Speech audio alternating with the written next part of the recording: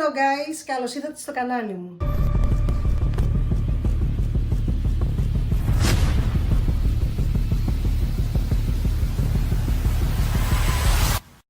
Παιδιά, έχω περάσει μια δύσκολη εβδομάδα. Βγήκαν τα ματάκια μας. Γίνανε οι τριχούλες μας αχινός με αυτά που είδαμε. Ελπίζω να σας αρέσει το βίντεο. Έχω μαζέψει ό,τι καλύτερο, κατά τη γνώμη μου, έχω δει αυτό το καιρό στο YouTube. Και όπως θα είδατε και από τον τίτλο, έχω βρει τα καλύτερα live stream paranormal φαινόμενα που έχουν τύχει ποτέ σε YouTubers. Πάμε να τα δούμε μαζί. Ο Ιταλός YouTuber Fenxy, παίζοντας ένα παιχνίδι σε live stream, ξαφνικά η πόρτα του δωματίου του έκλεισε απότομα, κάνοντάς τον να πεταχτεί σχεδόν έντρομος από την καρέκλα του.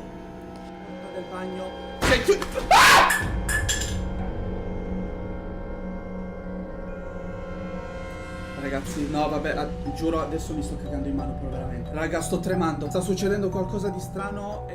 Πηγαίνοντας να δει τι συμβαίνει, όλα τα φώτα στα πίσω δωμάτια ήταν ανοιχτά, ενώ η καρέκλα στο σαλόνι κουνιόταν μπρος πίσω μόνη της. No ragazzi, raga, vi giuro su quello che volete. Si vede, ragazzi. Ragazzi, si sta muovendo. Via, assolutamente. Ο Fenxy ήταν, όπως είπε, μόνος στο σπίτι. Γυρίζοντας τρομαγμένος και με τρεμάμενη φωνή να εξηγήσει στο chat τι είχε συμβεί, η πόρτα ξανακλίνει απότομα, κάνοντάς τον να τρομάξει για δεύτερη φορά.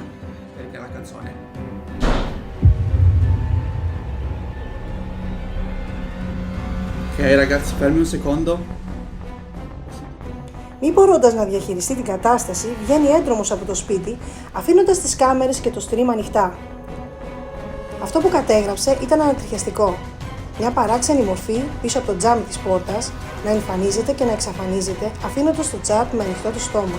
Στο κανάλι του Fenxy δεν υπήρξε ποτέ ανάλογο περιεχόμενο. Εσείς τι πιστεύετε, ο Fenxy έζησε κάτι παραφυσικό ή όλα ήταν τελικά απλά για τα views? Η April από τις Φιλιππίνες, υπάλληλος σε μια εταιρεία στην Καλιφόρνια, είχε αναλάβει να εκπαιδεύσει μέσω Zoom τους καινούριους συνεργάτες της εταιρείας. Στην αρχή όλα κυλούσαν φυσιολογικά στο μάθημα. Ξαφνικά η April παρατήρησε κάτι παράξενο πίσω από την πλάτη του AJ.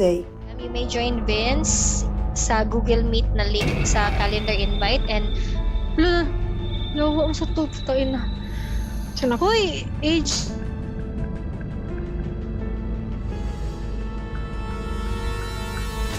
Ako'y nakita sa likod mo.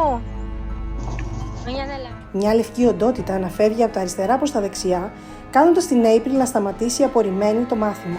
Αργότερα ο AJ παραδέχτηκε πως εδώ και 7 χρόνια η παρουσία ενός μικρού παιδιού να περιφέρεται στους διαδρόμους του σπιτιού του τη νύχτα είναι σχεδόν καθημερινό φαινόμενο. Παρ' όλα αυτά ο AJ παραμένει στο σπίτι. Πείτε μου στα σχόλια, εσείς τι θα κάνετε σε παρόμοια περίπτωση? Ο Jake, ένας Fortnite streamer, ενώ παίζει live το αγαπημένο του παιχνίδι, κάτι περίεργο συνέβη που πάγωσε το chat. Ξαφνικά η πόρτα πίσω του ανοίγει και μερικά λεπτά αργότερα ξανακλίνει.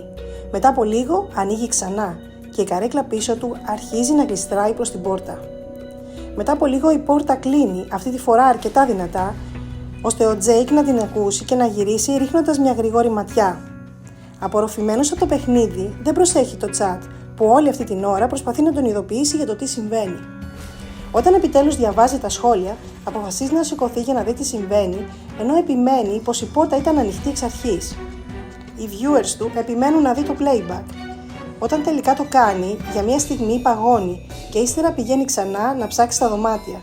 Επιστρέφει αναστατωμένος και το stream κλείνει απότομα. Εσάς, σας έχει τύχει ποτέ κάτι παρόμοιο? Και αν ναι, τι ήταν αυτό?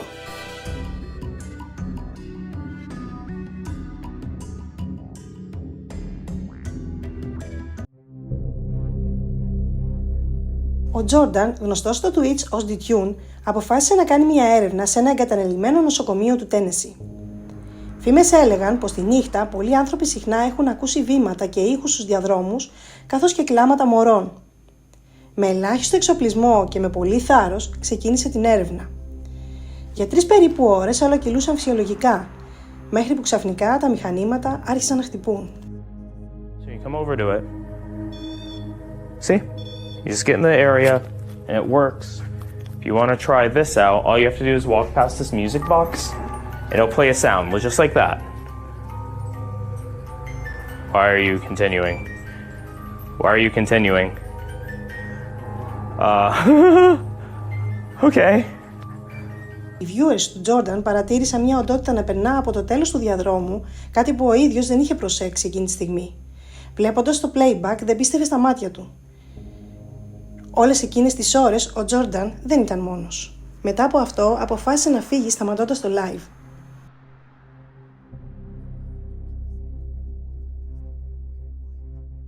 Όμως ο Jordan δεν ήταν ο μόνος που κατέγραψε αυτό το περιστατικό. Πριν 2 χρόνια, στο ίδιο νοσοκομείο, ένας άλλος YouTuber, ο Franco TV, κατέγραψε την ίδια οντότητα σε ανάλογη έρευνα.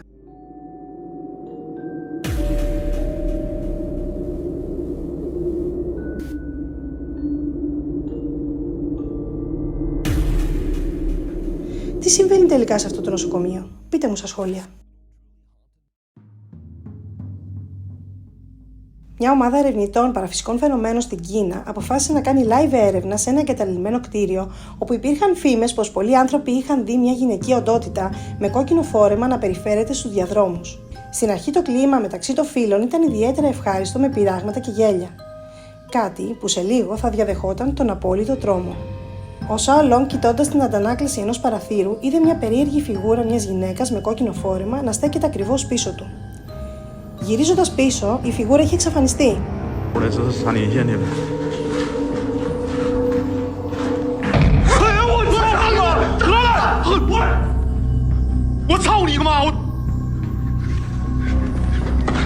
Φανερά τρομαγμένος, κοιτάζει πάλι το τζάμι, αλλά τίποτα. Τα πράγματα όμως θα γίνονταν σε λίγο ακόμα χειρότερα. Ένας συκοφαντικός ήχος ακούγεται από το βάθος του διαδρόμου και τελικά αποφασίζουν να φύγουν, κακήν κακώς από το κτίριο, σχεδόν τρέχοντας.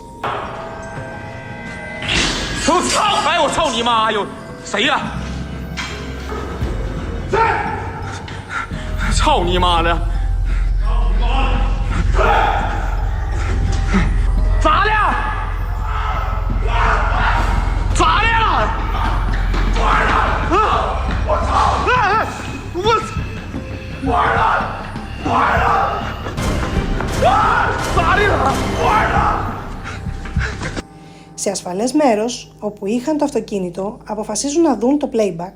Δεν πίστευαν στα μάτια τους. Δείτε και μόνοι σας.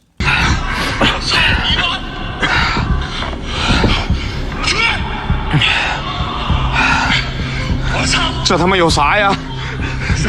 就这块，就这块。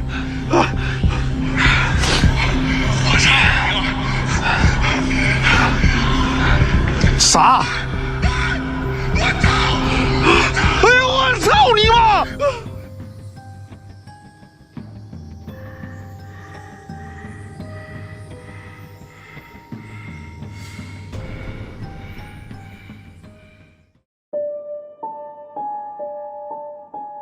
Ο YouTuber Ramsey στα τελευταία του stream φιλοξενούνταν στο σπίτι ενός φίλου του. Τις προηγούμενες μέρες όλα κυλούσαν φυσιολογικά. Αυτό το stream όμως έμελε να είναι το πιο τρομακτικό της ζωής του. Ενώ μιλούσε σε voice chat με τους φίλους του, η πόρτα πίσω του έκλεισε απότομα. Φανερά τρομαγμένος, πετάγεται πάνω να δει τι συμβαίνει. My dearest Lydia. Oh my!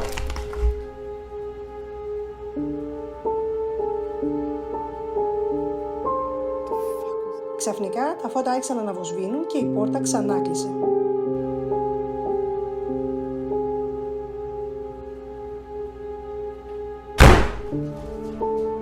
Ο Ράμσι διαβάζει το chat, ενώ για τρίτη φορά η πόρτα ανοιγοκλίνει βία. Πριν προλάβει να ηρεμήσει, η κούτα πάνω στο τραπέζι κυριολεκτικά εξφεντονίζεται πίσω του. It's not like we needed... Guys, it's not like we needed any swim training. Oh my god, what the fuck? Fuck this. What the heck? Αποφασίζει να κλείσει το chat απότομα. Την άλλη μέρα, ενώ προσπαθεί να εξηγήσει το chat τι συμβαίνει, τα πάντα άρχισαν ξανά. Πόρτες να ανοιγοκλίνουν, φώτα, αντικείμενα να πέφτουν. Ο Ράμσι για δεύτερη φορά, φανερά τρομαγμένος, κλείνει το chat. Φυσικά δεν ξαναγύρισε ποτέ στο σπίτι του φίλου του. Πείτε μου στα σχόλια, εσείς θα πηγαίνετε ποτέ ξανά σε εκείνο το σπίτι? It's not like we needed... Guys, it's not like we needed any swim training. Oh my god, what the fuck?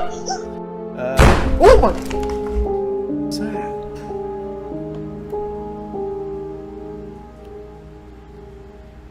Λοιπόν παιδιά, αν σας άρεσε το βιντεάκι, κάντε εγγραφή στο κανάλι μας, βοηθάει πάρα πολύ.